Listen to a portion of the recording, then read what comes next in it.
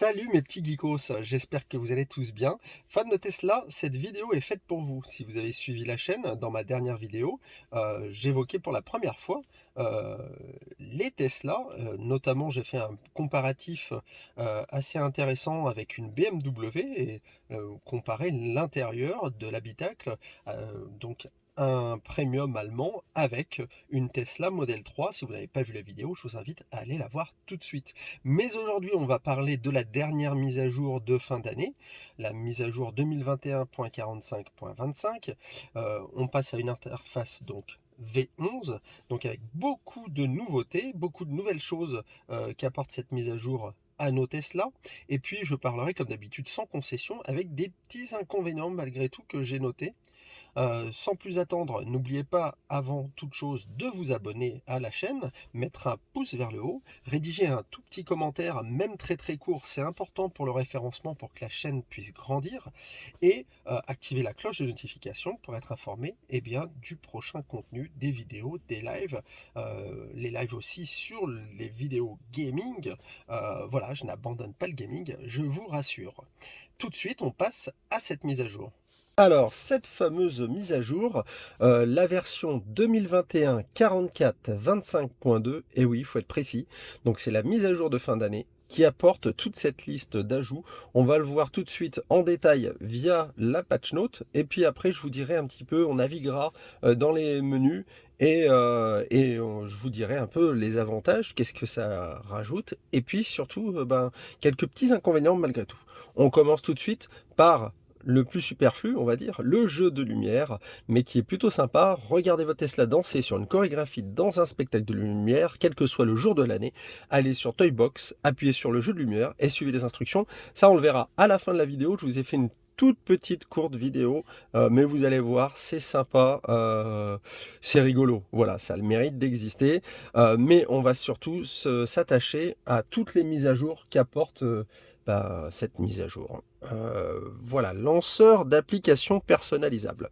Donc vous le voyez, l'interface a changé. En bas, on a un bandeau noir qui est apparu désormais. Un bandeau qui vous fait penser peut-être, c'est clairement inspiré d'un OS Android, hein. On le verra, il suffit d'appuyer en fait sur ces trois petits points. Et sur ces trois petits points, on a un raccourci avec plein d'icônes, notamment arcade, donc c'est les jeux, la dashcam, le Bluetooth, plein de raccourcis. Il vous suffit après d'appuyer ici pour ouvrir l'application.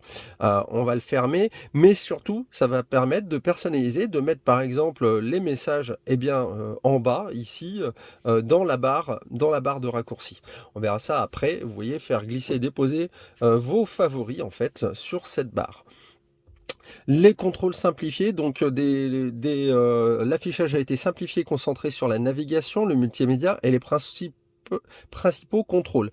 Donc les essuie-glaces, etc. Vous voyez, les logos sont plus clairs. Je crois qu'il y a certains logos qui apparaissent désormais en rouge pour plus de lisibilité. Donc ça, c'est tant mieux. Ensuite, caméra d'angle mort. Alors ça c'est vraiment un plus. De quoi s'agit-il? Eh bien, quand vous allez activer cette option, ça c'est dans sécurité, hein, vous allez déclencher le clignotant, droite ou gauche évidemment. Eh bien vous allez voir ici à ce niveau-là, vous voyez l'aperçu de la caméra, donc pour éviter d'avoir un angle mort, et donc c'est plutôt pratique, comme ça on peut faire un contrôle de l'angle mort. Donc ça, vraiment grosse nouveauté, et quelque chose qui est vraiment une fonction vraiment utile. Modifier les arrêts, vous l'avez vu sur la dernière mise à jour, on pouvait enfin sur la navigation planifier des étapes. La petite nouveauté, non seulement on peut rajouter des étapes, mais aussi on peut les ordonner. Vous savez, c'est comme dans le logiciel ABRP, par exemple. Vous pouvez glisser l'étape, une fois que vous avez tapé, rajouter l'étape 2 par exemple, vous pouvez la glisser avant la tape 1. Donc c'est vraiment beaucoup plus pratique, beaucoup plus utile de pouvoir bouger les étapes entre elles, changer l'ordre en fait. Voilà, donc ça c'est aussi vraiment une bonne chose. Accès à la caméra Sentinelle en direct, alors ça on le verra aussi, on essaiera de le voir, mais pas évident parce que j'ai fait des essais, j'ai pas encore tout essayé. Visiblement désormais on pourra avoir l'accès de la caméra en direct sur son portable. Je m'explique, on active l'option Sentinelle, on pourra voir quand quelqu'un va s'approcher de votre voiture, eh bien on pourra voir la caméra sur votre téléphone portable. Donc ça c'est pas mal. Vous voyez, la caméra en direct est chiffrée de bout en bout, Tesla ne peut pas y accéder, ça c'est pour des raisons de confidentialité. Pour activer ou désactiver, choisissez sur l'écran tactile de votre véhicule, contrôle, sécurité, visualiser la caméra en direct sur l'appli mobile. Donc ça, je vais essayer, hein, mais a priori, il n'y a pas de raison que ça ne marche pas. Je vous ferai peut-être pas une vidéo là-dessus, enfin, je vous ferai peut-être une vidéo séparée là-dessus, mais il y a tellement de choses à voir sur cette mise à jour. Megaphone Boombox, alors ça c'est pas mal aussi, je l'ai essayé. Vous savez que avec la Boombox, on peut mettre des sons qui vont être diffusés à l'extérieur. Maintenant, il y a un mégaphone, c'est-à-dire que vous appuyez sur le bouton et quand vous allez parler dans l'habitacle, eh ben, ça va s'entendre à l'extérieur. C'est assez rigolo. Bon, c'est à l'arrêt, hein, vous enflammez pas. Comme d'habitude, c'est à l'arrêt. On peut pas le faire, par exemple, quand on roule. On peut pas insulter les piétons ou les, ou les vélos. Voilà, mais c'est rigolo. Voilà, encore du fun. Grosse nouveauté là, Sonic débarque donc dans la Tesla. Bon, vous savez ma passion pour le gaming, donc du coup, ça c'est vraiment sympa. Attention, il faut avoir une manette pour pouvoir y jouer. La bataille de Polytopia, un autre nouveau jeu qui celui-là est multijoueur en ligne, hein, voilà. Je vais pas vous montrer tous les jeux, hein, parce que sinon la vidéo durerait beaucoup trop longtemps. Un Sudoku, là ça vous donne un aperçu, hein, de l'interface, donc ça aussi c'est pas mal. Amélioration pour le temps froid, donc ça aussi c'est nouveau. Ça permet, si vous voulez, chauffer l'habitacle avant, si il vous restait par exemple que 20%, vous ne pouviez pas le déclencher. Désormais, c'est possible. Vous avez la main dessus.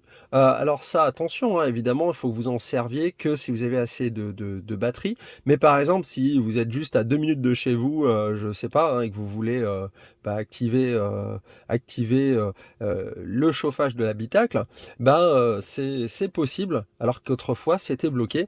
On passe ensuite au siège chauffant automatique. Alors ça aussi c'est tout nouveau. Désormais, avant on avait des sièges chauffants qui pouvaient être activés. Vous vous souvenez, on appuyait sur le siège chauffant une fois, on avait 3 niveaux. Une fois, 2 fois, 3 fois. On n'avait que 3 niveaux de réglage sur les sièges chauffants. Désormais, ils vont fonctionner en fonction du degré, des degrés sur l'habitacle. Si on met 20 degrés, bah, ils vont se régler en fonction de la température que vous avez choisie. Donc ça, c'est plutôt pas mal aussi. Gérer les clips de la dashcam, donc ça vous permet d'effacer les clips de la dashcam. Ça, c'est beaucoup plus pratique aussi quand vous avez plus de place.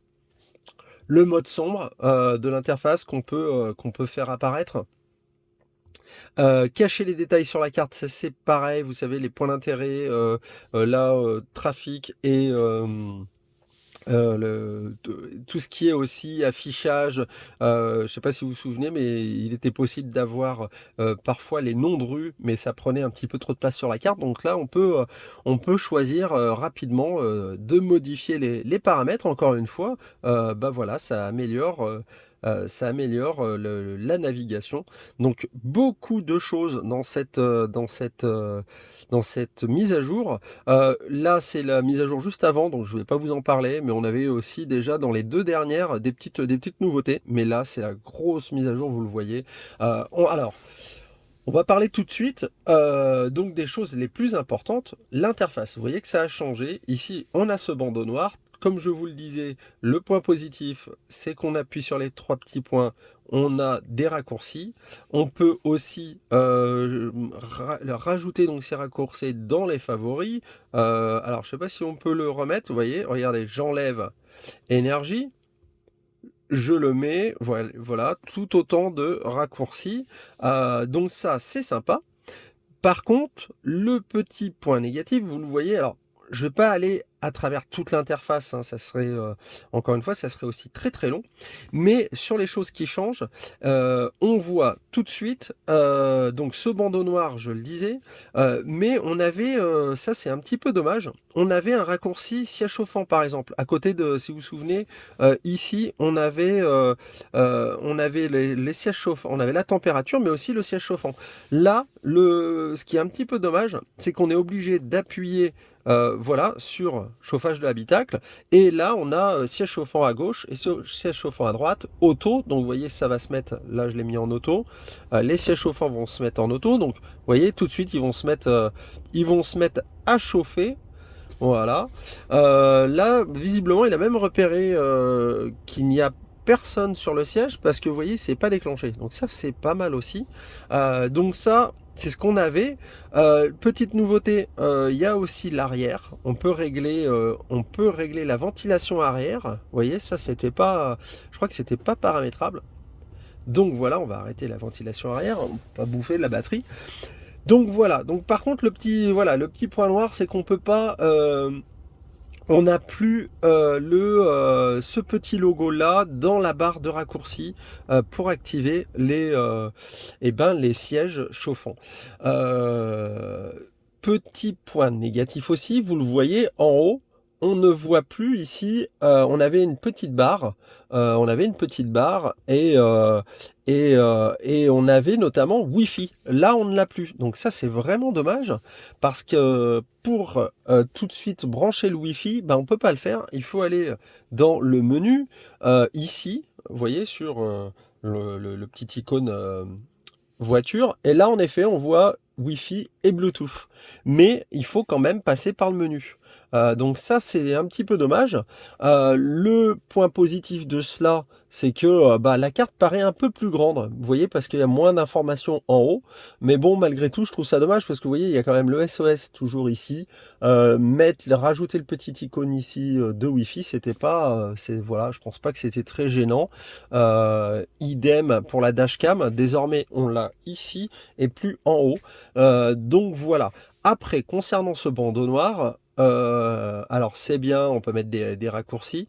Le point négatif que moi j'y vois, mais après c'est peut-être un peu, c'est personnel, mais moi je trouvais un petit peu disgracieux ce bandeau noir. Je trouvais que c'était plus sympa avec un bandeau légèrement blanc. Je trouvais que c'était plus design. Je trouvais que c'était plus discret. Bon, c'est pas que c'est moche, mais je trouve ça que ça un peu moins beau. Ça diminue la taille de l'écran visuellement. Voilà, je trouve ça moins joli. On verra par la suite s'ils font un petit retour en arrière. Donc voilà, donc les nouveautés qu'inclut cette mise à jour. Il y a aussi, il me semble ça n'y était pas. Les recharges, on peut afficher les recharges sur la navigation. Voilà, tac. Ensuite, ben, on l'a vu, hein, l'autopilote, vous mettez ici caméra automatiquement d'angle mort, c'est ce dont je vous parlais tout à l'heure. Vous avez aussi donc dans sécurité, vous avez tac tac tac, mode sentinelle, marche, dashcam a été activé, donc ça c'est bon. Voilà. On peut effacer les clips de la dashcam. Voilà, en tout cas, pour toutes les nouveautés apportées, je vais pas aller à travers toute l'interface, hein, ce serait de perdre un peu de temps. Voilà, après, il y a cette zone aussi qui a un peu changé. La voiture, c'est toujours la même, mais vous voyez, avant, on avait accès au gonflage des pneus. Là, on ne l'a pas. Donc, c'est un petit peu dommage. On a perdu des petites choses quand même au passage. Comme je vous ai dit, la barre en haut. Ici, le gonflage des pneus. Avant, on pouvait swiper là. Avec le doigt, on peut plus le faire. Donc évidemment, on a toujours accès, mais il faudra aller dans le menu pour vérifier le niveau de gonflage des pneus. Donc voilà, donc globalement, pas mal de nouveautés, mais vous voyez des petits raccourcis qui ont disparu. Alors on a ces gros raccourcis quand même en plus, mais on a perdu quelques petites choses au passage, c'est dommage. Dites-moi ce que vous, globalement, vous en pensez. Et puis on se retrouve tout de suite pour un petit extrait du show Son et Lumière.